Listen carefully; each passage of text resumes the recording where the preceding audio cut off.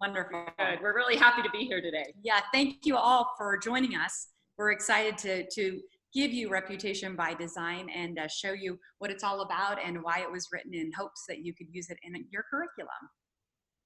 So we'll introduce ourselves. My name's Colleen McMahon, and I'm an associate professor in the integrated media department at Gonzaga University in Spokane. Maybe you've heard of our basketball team. We're kind of famous for that.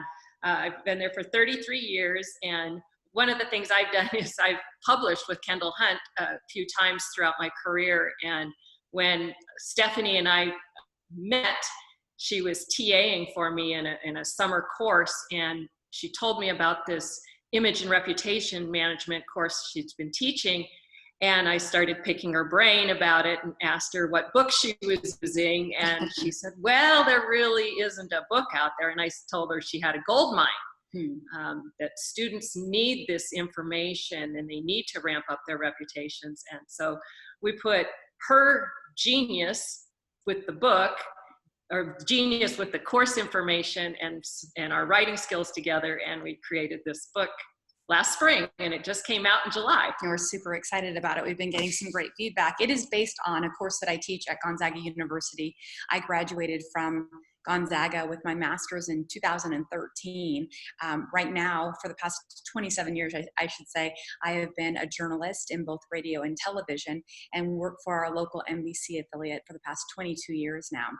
So taking this master's program, I wanted it to be my give back because I love creating things for other people. And I met some people in the School of Business at Gonzaga University and decided that I was going to teach something other than media or communications, because I really saw the world changing in such a way that, everyone says, oh, it'll revert back to the way it was. And I truly don't believe that. And being on the news every day and reading just the fall from grace and how many people do it. And today it's Matt Lauer, a guy that I looked up to and admired for a very long time. And just hearing everything that's coming out on so many different people, I decided, you know what?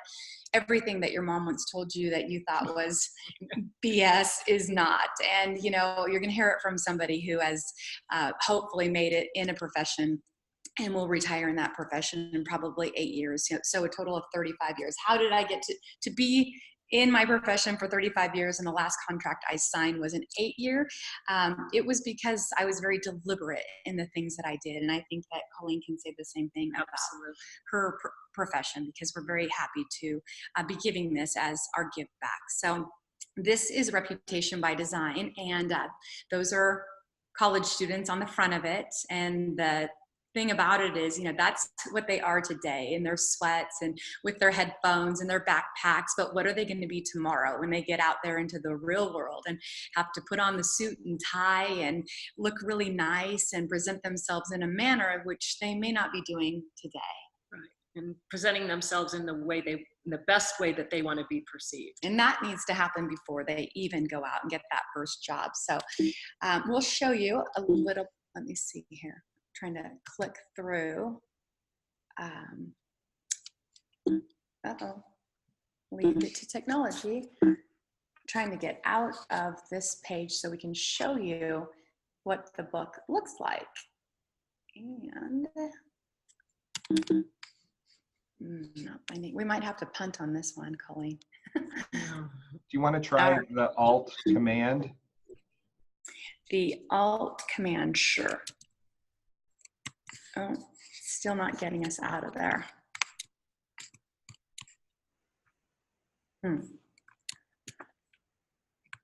Well, what we can tell you right now is there is a big problem going on in this world. And one of the reasons why we wrote this book, because we believe that we've created a selfish culture where we place our needs above everyone else's. We've also become a very impatient society that gets very upset if we have to wait on anything. A lot of times, especially through social media, everyone wants to appear perfect and put together when so many of us are suffering from anxiety and depression nowadays.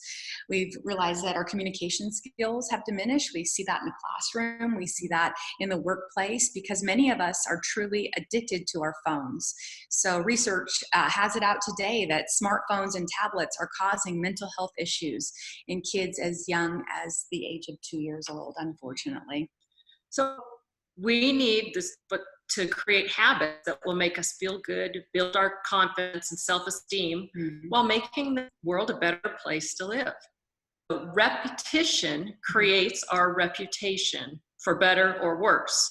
So we believe we have the tools in this book to help anyone who wants to live a fulfilling life. And as Stephanie said, this book was designed because of a popular, one-of-a-kind course at Gonzaga University. And the students were actually the ones that encouraged us to spread this to a wider audience. That's right. So we have the problems, obviously, that are happening. We do have the solutions, and they really take us back to how simple life can be if we just put down the phone and start doing things that really matter to us. So in the very first chapter, it's called The Value of Your Reputation, which you think value, you think money, but it actually has nothing to do with money. And I think all of us as educators really know that money is what follows success. And so most people who see themselves as hardworking, respectful, and trustworthy are often those with a valued reputation. And a person who values their reputation has obviously richer friendships. They gain a lot more opportunities in life. They see doors open for them. They're usually the ones that are promoted, and they're seen as authentic and a person of integrity. And those are the things that I usually tell my students more than anything when we very first start. Stand up, introduce yourself, and tell us the person that you admire most in life. And they go around in the 4 years that I've taught this class, never once have they said that they've admired a person for the amount of money that they've made. And so I tell them, what do you want people to say about you? What words do you want them to use when they describe who you are as a person? And so included in this chapter, and not only this chapter, but all the other chapters, we've got lots of quotes and stories from successful people who were really mindful of their own reputation. And just to back up the bus a little bit, Stephanie, it might be good to share with our listeners some of the things that students have been saying about the course and one of the reasons why we really chose to create this book. Well, this book was inspired by the students because I would get a lot of feedback. The very first course that I taught, the dean of the business school forwarded me an email from one of my students who said that this was the most applicable class they'd ever taken in their life. And that made me know that I was onto something, that they were really getting what I was saying and learning a lot about how they can apply themselves in life, in the workplace, in their relationships and friendships. And so that was one. In the book, it also talks about thank you, having gratitude and sending a thank you note and what that means to a person when you send them something, how it makes them feel good, but also how if you were a candidate for a job, you may be the one, if it's between you and somebody that doesn't send the thank you note, odds are you're going to be the one getting the job because you made that lasting impression on that person. So I have them sign a thank you note. Anyway, that's what they wrote too. You know, they love the thank you notes and just really realizing that all of these things, our brains are not fully or fully developed until we're 25 years old. We do a lot of things instantaneously without even realizing the repercussions of it. And so for them to actually figure it out before they're even out of school, it really changes the way they do things on social media and how they conduct themselves in life. I'm going to pause for 1 second, and because our technology isn't working quite the way we wanted it, I'm going to I had a backup plan. I have some hard copies, and I just want to make sure we're not missing anything that we want to say. So right. We're punching here a little bit. And Ryan, do you have That's any? A great move, Colleen. He's obviously been in a position before. What did I say? No, that's great. One thing you may want to shut off, Stephanie, your keynote and turn it back on, the keynote part. But while you're doing that, I do have a question from a Facebook screen. Facebook. Oh, good. There we go. Look at that. Wait a All second. I needed to do was go get it. Here we go. Wait. There need you to go. Yay. That's the public speaking teacher in me. You always have a backup plan. We'll take a question. Yeah, what's the certainly. question? What courses is this applicable for? Awesome question. Yeah, very good. I'll start Mhm. with just some things. I mean, there's a laundry list for management courses, business courses, communication departments, you know, your image and your reputation. It's about how you're presenting yourself. I know I'm using it currently in my senior capstone course. So I'm a public relations professor, and my senior capstone course is a culmination course where we look back on your 4-year experience and what makes your experience at Gonzaga unique, you know, because we believe that Gonzaga gives our students a different experience than, say, at some other school. So this is the first semester I'm incorporating this book into my class because these students are getting prepared to go out into the quote real world, and they're going to be interviewing for jobs, and people are going to be looking at their social media accounts. And it's been really eye-opening for my students. They're like, what? The employers really look at your social media accounts? Yes, they do. But also, so senior capstone courses, I think, would be a great place. First year experiences, schools that have first year experiences. This would be the perfect book to incorporate throughout that term. Go ahead. Absolutely. Psychology, sociology.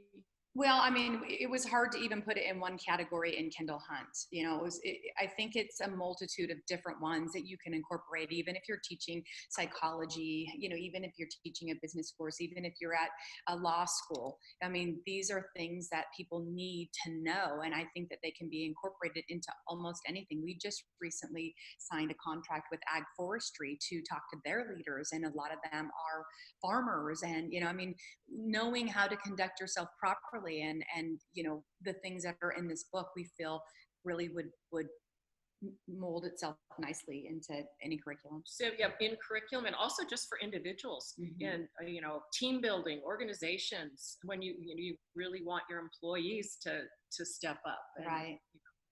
Well, so we went over chapter 1, chapter 2, and what I love about this book is that we made it to be a very easy read, and we put a lot of different quotes and graphics and quotes from people and stories, so that way we know that people don't really have a very big attention span nowadays. And so we wanted it to be as quick and concise with no filler words, you know, just get to the meat of things.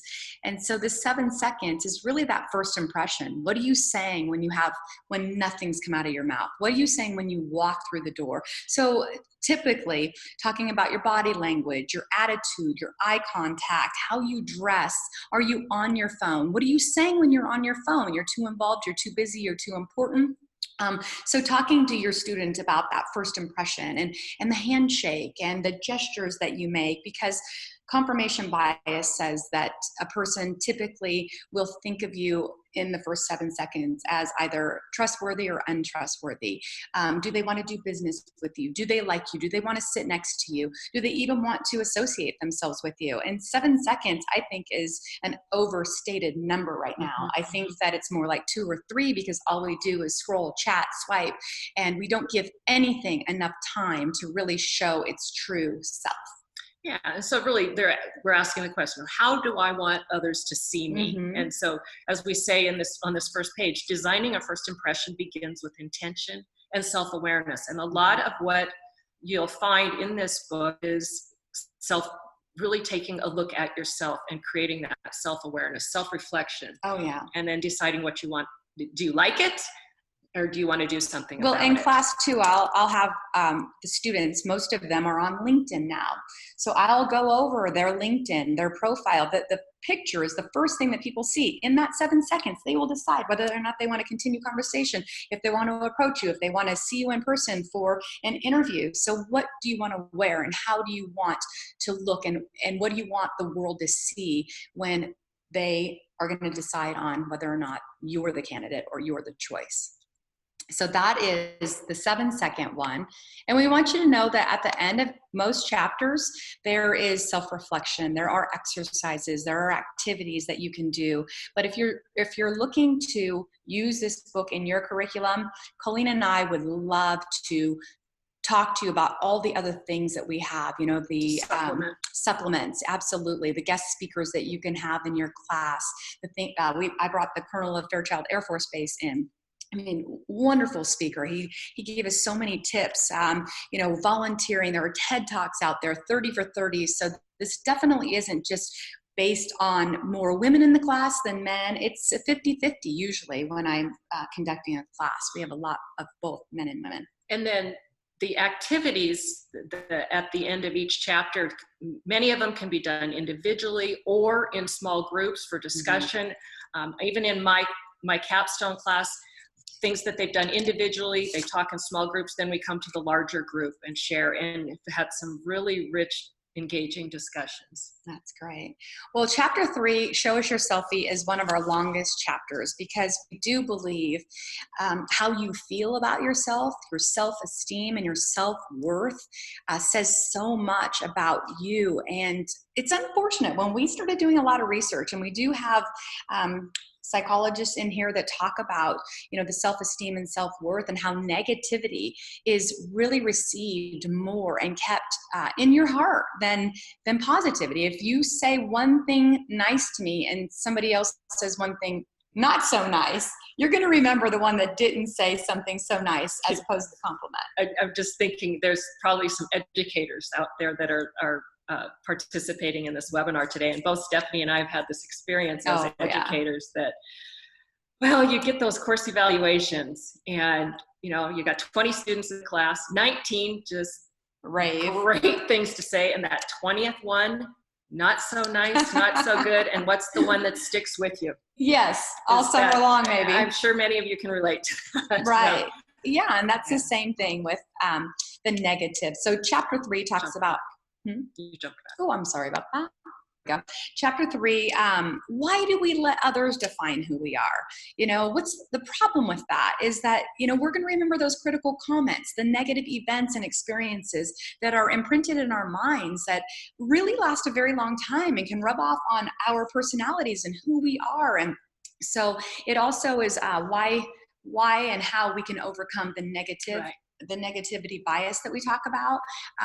You know, people that can do that are often happier people, and they're also more successful. So we teach them, or at least try to in the book, how to create a positive self-image, turning those negatives into the positive, and really truly like what is holding us back in life from getting exactly what we want. And we have some great testimonials in this chapter, you know, people who said, sure, share my story with you. And they're stories that students can really relate to. They are, because it starts at such a young age. And so one of our meteorologists at the station, just a beautiful lady, and she shared her story about how she just wanted to fit in when she was 12 years old. And her parents were getting a divorce, and she said, I'd do anything. I cut my long blonde hair short just to fit in. And she finally got there. She felt like she was fitting in, and she was in a circle with a lot of her friends, and one girl said to her, like, have you ever noticed how fat your legs are? And she said she was so embarrassed and mortified, but it really was a downward spiral for her self-image and her body image. And it took her years and years. Even to this day, she struggles with her image because she remembers those words of other people. And so words hurt. You know, we have a chapter in there called Hurt People, Hurt People. And so just knowing that a lot of times when people are hurting, they can take it out on other people and hurt them as well. And being aware of that and knowing that, you know, it's not your fault. You didn't do that. You need to become the best person that you can possibly be. So we love this Show Us Your Selfie. And there are a lot of fun things you can do with your students on this one. Yeah. All right, so chapter 4 this is another one. This is the second longest one. You are what you tweet. And we all can say that we know that person that we thought of differently before they got on social media. And then how you think of them once you see everything that comes out of their head onto, you know, the screen, and how it's really changed how we view them. And so we ask our students, pull out your laptop, pull out your phone. Let's look at your posts. Let's look at your pictures. Let's look at who you're liking, because nowadays, if you're an employer, you have the tools. Your HR department has the tools to find out so much about you without you even knowing it. It's called social media for a reason. It's not private. Nothing's private. Screenshots, we've all seen this before. So this is, I love this. The fastest way to lose your credibility is to post things that offend people. And then right on that very first page, I'm going to just reiterate this quote. So this HR advisor recruiter says, if someone has an entire library of selfies on their social media, that is never a good sign. And then he goes on to say, social media can be used as an opportunity for a first impression. If you want to communicate that you're a party animal, post pictures of you shotgunning a beer. If you want to communicate that you care about your community, post pictures of you and your friends volunteering. Yeah. I think it's so pointed and telling. And I had him actually as a guest speaker in my class, and he was so great because he talked to the students about, what things what he looks for, how he can dig in. And that's exactly what they do. They we make them Google their names, Google your name. What do you come up with? Do you like that image that you're seeing that Google grabbed? And if you don't, what do you do about that? And why don't we take care of that right now?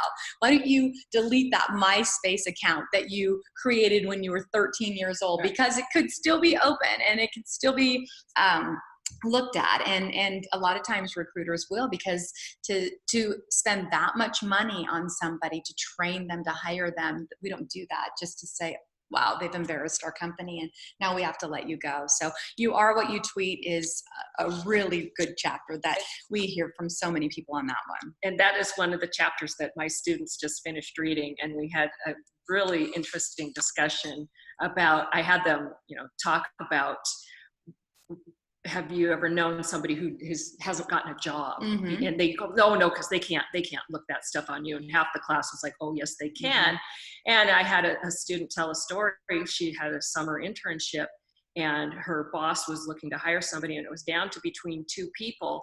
And he asked the intern to look up the two candidates' social media accounts. And he flat out decided he was going to interview this Stanford grad that had just this stellar resume, looked really great on paper, because this person had posted on social media was not good for their reputation. No, I talk to my nieces, my nephews, my children, about what they're posting, and tell them, if it's inappropriate, take that down, because you're not going to get a job with that picture. So my son even said, he graduated from ASU and gave us a quote, it's not worth the 100 likes. So everyone wants to be liked, and it's very unfortunate, because social media has created the anxiety and the poor sleeping habits and the communication issues that we're dealing with today, and depression, and so we have some students in here that have written about how it really messed with their psyche when they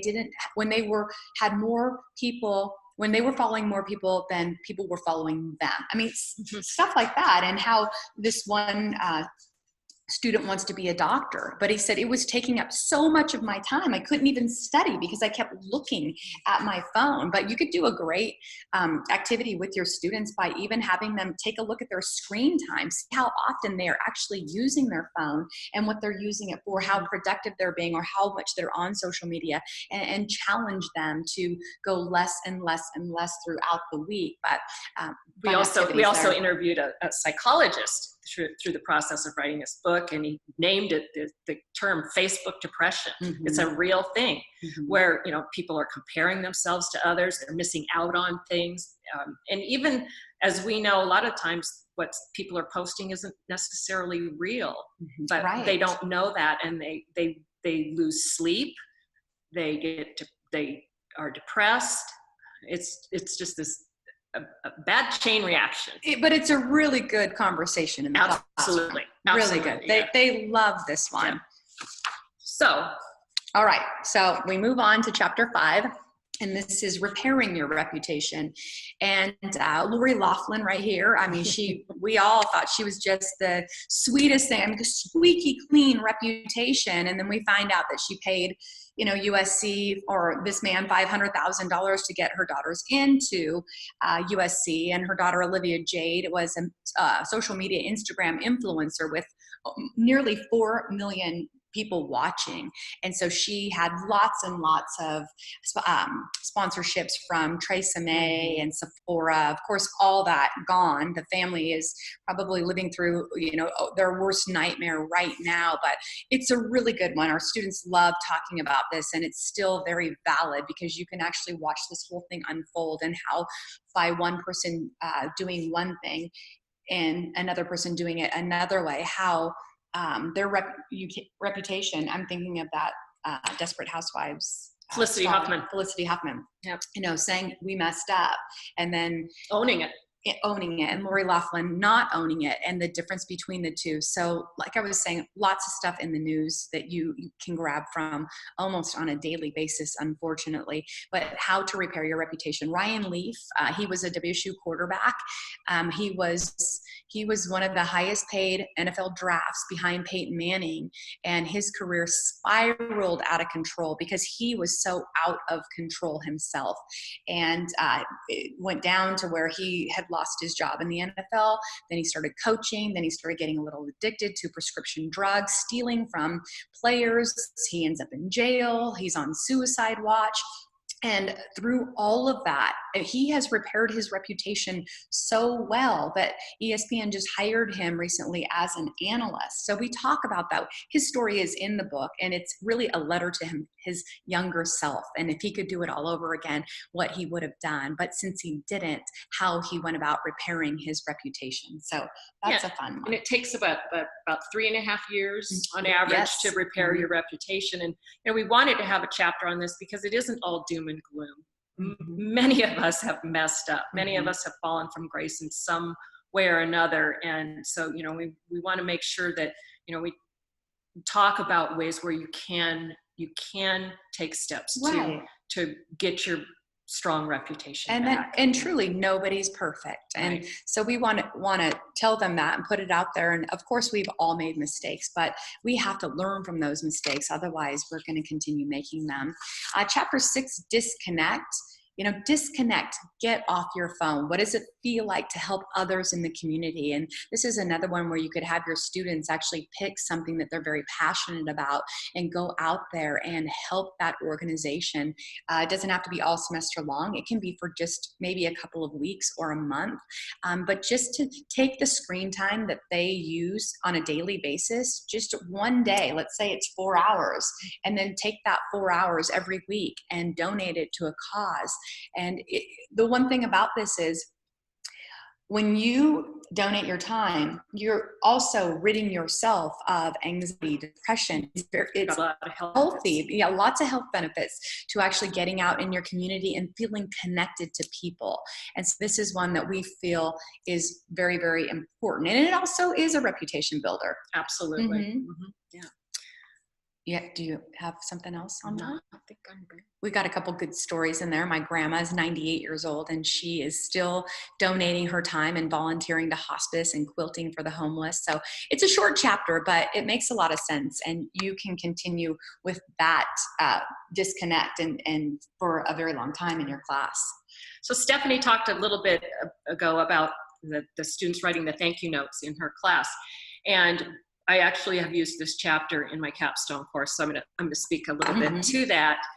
The art of thank you has gotten lost, and even growing up, I always wrote thank you notes. But now with my own children, it was like pulling teeth to get them to write thank you notes. The actual handwritten thank you note, I think that means so much. And we talk about getting back to the basics. Maybe there's that person that helped you be where you are today. Wouldn't they just love to get a thank you note from you out of the blue? or the simple thank you for the gift somebody gave you. Most definitely that thank you after that job interview. That is so important. So we actually go into detail in this chapter of how to write a thank you note.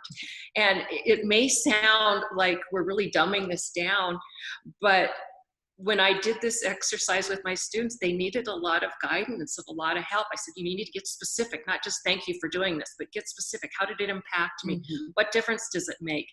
We show them how to address an envelope. Some of them don't know how to address an envelope. I had students asking me, what do I do for the return address? They didn't know what they were doing. And furthermore, not many of them are used to handwriting anymore. Well, going to get a stamp. That would be, and I actually have my students write the thank you note, but one student, he linked in with me and he saw that my accountant was who he wanted to intern with. So, being a Gonzaga grad, I'd love to help anybody out. And I called up my accountant and I said, hey, Jeff, so-and-so here wants a job. And he said he had just interviewed with you. And my accountant goes, I'm not hiring anybody from Gonzaga. And I was like, whoa, I was really shocked to hear that. And I said, how come? He said, I took took my entire day interviewing them, had a great conversation. I mean, the interviews went really well. He said, but not one of them sent me a thank you note. And so I tell them, you're not getting a job from your peers. You're getting a job from a different generation that truly appreciates a thank you note. And that was huge for me. I use that as an example a lot, just how you could, that one tiny thing, if it is between you and somebody else and both interviews in person were equal, it will be the one that ties it up with the thank you note, typically, that will get the job. And talk to a lot of my peers about that, or colleagues, and they all say the same thing. Absolutely, a thank you note.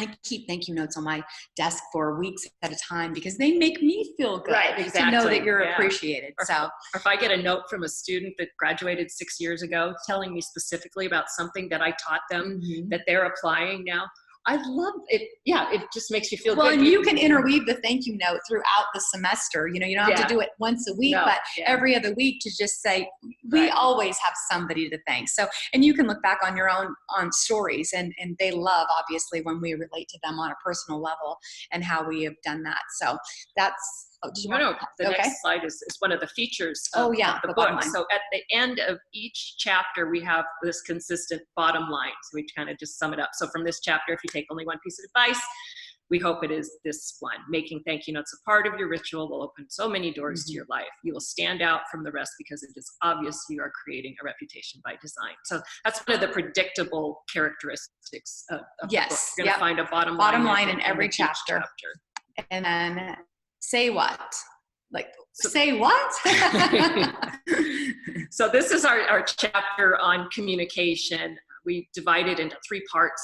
We talk about active listening. We talk about speaking, public speaking, for example, and we talk about written communication.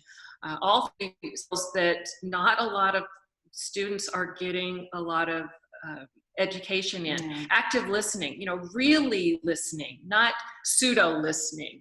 Listening without holding on to your telephone, listening while actually looking at a person. I don't know if this has ever happened to you, but I'm chatting away with somebody and I know they have their phone in their hand. I ask them a question and they ask me to repeat what I had just said because they were just not really, active listening. So, having a reputation for being a listener, that's something I would love for people to say about me. Well, and it takes away from your credibility too in writing. When you use words, you don't write correctly, you misspell words. Nowadays, people don't even put a period at the end of their text message.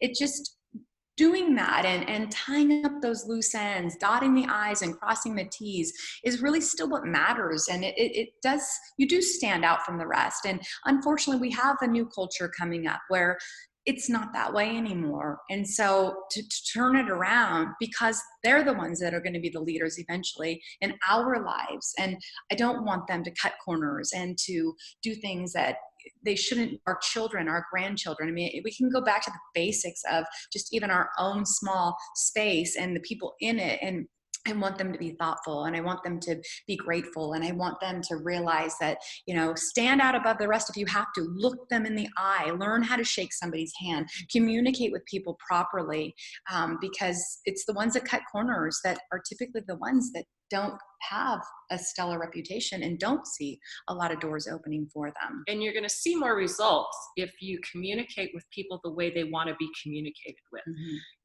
We know people who just prefer a text, or, like me, I want to talk to you on the phone or in person. My mom wants to see you for sure. Yeah, exactly. But your boss maybe only wants to communicate via email. And so knowing your audience also makes, sets you up for a true success. Leader knows how to communicate on many different levels, and will do that not for themselves, but for other people. And that too is also multi-generational. Right. So our final chapter is chapter 9, and it's Success Starts Here. And it's about goal planning. It's about, not just having goals, have a dream, write it down on paper, put a deadline to it. And we have paper in the back for them to do that. What are your short-term goals, your long-term goals? I wrote mine in college, and I found them like 3 years later, and I was so shocked that I had completed 95% of what was on my list of my goals, my activity. When I got my first job in television, I had a goal. How would I get there? I listed it all. I would, go get tapes to certain news directors, and I would go visit them. I would do anything it took. And I said, February 15th, 1994 is when I wanted my job. And I ended up getting it February 14th, one day before. So we talk about these things, and I'm sure you can think of a million stories to tell your students about how you've reached goals and succeeded, and what that felt like. And so to have them dream big, but then make it a reality. And we could do that within a semester of whatever it might be, running a race, You have short-term goals, long-term goals, and we thought this was an appropriate chapter to. I mean, we do have a 10th chapter. It's one page. It's a wrap-up summary, but we thought that a chapter on setting goals was appropriate way to finish up the book. What have you learned about yourself? Where do you want to go from here? Yeah. So here is an activity. This is on the goals one, and what's my motive? Why do I want to do this? And then it does have some charts that you can actually write your goals and see them and accomplish them. Then on chapter 10, it's really just our final thoughts, and reputation is everything. I had learned that of the 250 resumes going out to every corporate job that's available, 98% of those jobs seekers will be eliminated. So only 2% will actually get the in-person interview, and of the 2%, only 1 will get the job. How will you stand out from everybody else? And a lot of it is making sure that you're doing things deliberately. Yes, deliberately. So we say people are making mistakes that they just can't erase anymore because of social media and the pictures that show up there. We develop our reputations early in life, and sometimes if it's bad, you don't have a good self-image, and you don't have good self-esteem. Developing that person and giving them the tools to feel very proud of themselves. Our brains aren't fully developed until the age of 25. I get that now because I have 2 boys. One's 20, one's 24. I'm like, can you get to 25, please? Because the things you do are driving me crazy. And parents are asking educators now, they're asking a lot more of us. They want us to educate the whole person. They don't want us to just educate them on statistics or accounting or reading, writing. They really want us to educate the insides, because we're with them most of the time. As a matter of fact, we were talking with the head of curriculum for the Spokane School District, and she was telling us that kids are not taught interpersonal skills anymore. Right. And so this is a way of reintroducing those interpersonal skills into your curriculum, into your classroom. Absolutely. So if you were to, we want you to know it's an easy read. It's backed by research. There are a lot of impactful stories in there that the students relate to, enjoyable, fun assignments that a lot of them will say, wow, we don't talk about those things because everyone's appearing perfect. And just to hear me say that makes me realize, I need to work on those things. Some meaningful activities and some group activities too. So they're not just sitting there listening to us lecture, which they can't stand. It's very, very interactive. And I think that concludes our presentation. We would love to answer questions. Yes. And we have a bunch of them. So, what exercises were most meaningful to your students as you taught the course? Yeah, that's a good one because, okay, the one that we have prompts. So I do a self-image one where I have a lot of different, like, talk about your childhood. What was the proudest moment? What was, the saddest moment? And so when they reflect back on their life and they really start thinking about how their thoughts and values are shaped and formed, I got them into groups of 3. And so they're able to speak in small groups. And if you do it right when the semester begins, and when they don't know each other, I mean, my class can't stop talking. I actually had that one exercise the second day, and then I would say, give me feedback. And then I put that in the first day. We just all became so connected when we did the one on self-image, when we learned a little bit more about ourselves. And so, like I said, if you want to use these, I'd be more than happy to send you just the prompts to get them talking. And then they go off and talk about other things, but they talk about themselves. And that's something that, we only do in our head if we don't feel very comfortable around other people, or it's easy to do it with people you don't necessarily know because you feel like they're not judging you. That one was really good. And I have a TED Talk that goes with that, or a 30 for 30 that goes with that one as well. The thank you notes, I mean, ask them, how did it feel to write that? What do you think that person is going to feel and think? And when they open it up, and a lot of times it's like, they'll start crying, or, they'll be happy. It'll make their day. And then after they write it, they're like, wow, I so should have done that a long time ago. So I think just doing something like that, most of the Gonzaga students I'm very proud of because they have already been taught to volunteer, but that's impactful to them. They love talking about what it's done for them. But those are just a few things that I can think of right now. I can hop on with one that I do. It's called I'm Good at Something, and it's at the end of the Show Us Your Selfie chapter, where the students interview several people, co-workers, friends, family, and they ask them to tell them something they think that they're good at. I mean, this would be like me asking Stephanie, something do you think I'm good at? And more often than not, and then they get to talk about it. They have to give just a very, 1 minute, tell us a story about something that you're good at. And more often than not, it's not necessarily a hard skill. It's more like golf. Yeah, they wouldn't say that about me. But, that you're a really good listener. And they give you an example, or several examples. And what happens is it's an esteem builder, and it might be really surprising to that person to find out somebody thinks I'm good at that. I never thought of it. Yeah. So and it's also good not only as an esteem builder, but it also gives them maybe something to talk about in a job interview where they tell a story rather than just saying, yes, I'm a good listener. Right. Let me give you an example. That's great. We are getting several questions about how much the book costs. It's $29.99 for a printed version and $20 for ebook. So very affordable. What have the two of you created to make the adoption easier? Ooh. What have we created to make it easier? Yeah, have you developed any instructors resources or resources to give adopting instructors? We haven't yet, but like Stephanie said, we're certainly, if somebody's going to adopt it, we're happy to feed you with all sorts of things. We haven't done anything officially formal. We will share, aside from the activities and exercises in the book, we will share everything that we can. And like I was mentioning too, just, us being connected to our community, they love guest speakers as well. They love listening to other people's success stories. And so finding guest speakers in your class, using there are so many things that you can do online to say, what are some builders, or, let's get these kids off social media.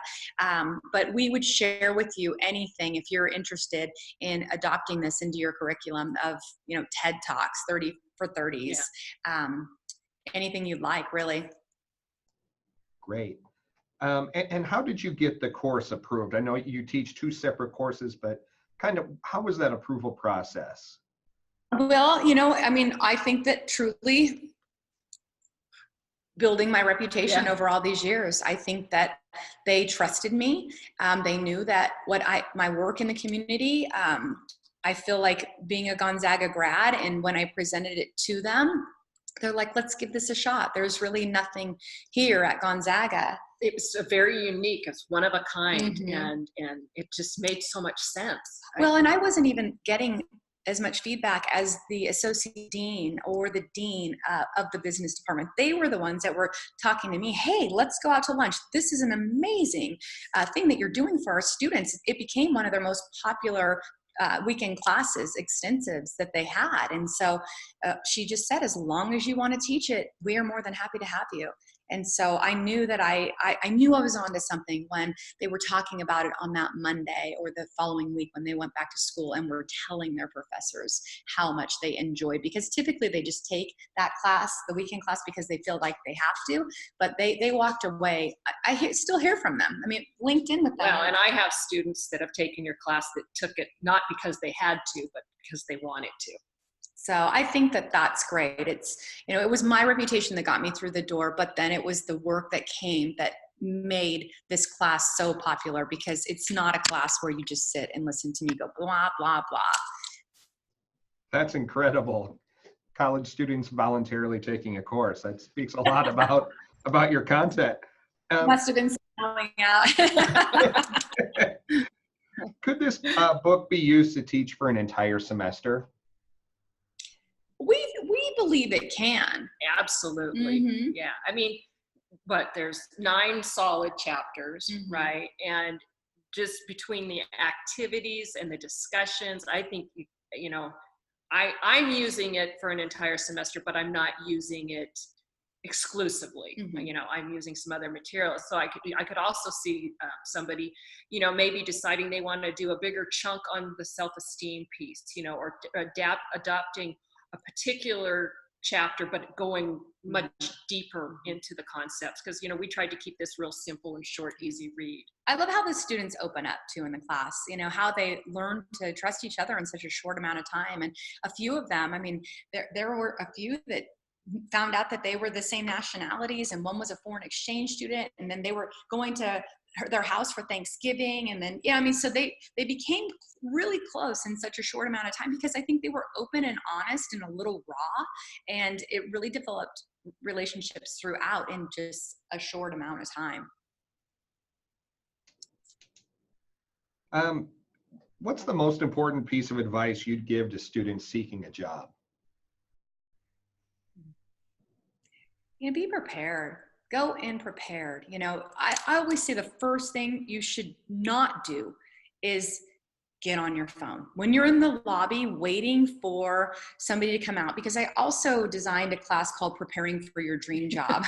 And so that one was great, because, you know, don't get on your phone. Actually talk to the receptionist, find out how they like working there, and be open, be, you know, that firm handshake, eye contact, you know, all those things. Make sure I tell them, floss your teeth, brush your teeth. Dress for success. Yeah, don't dress to stand out, dress to fit in. I mean, of course you can show your uniqueness as you get there, but find out what the company culture is like, and go in with a lot of already answers to questions that they're gonna ask you. Google it. You know, what are the most popular questions they ask during a job interview? Don't forget the thank you note either. And go in with questions as well. Mm-hmm. You don't want to just sit there when they ask you, now, do you have any questions? No. And in big bold letters, stay off your phone no matter what. Even if they go to the bathroom or get you water, just please avoid that, because that could really turn somebody off.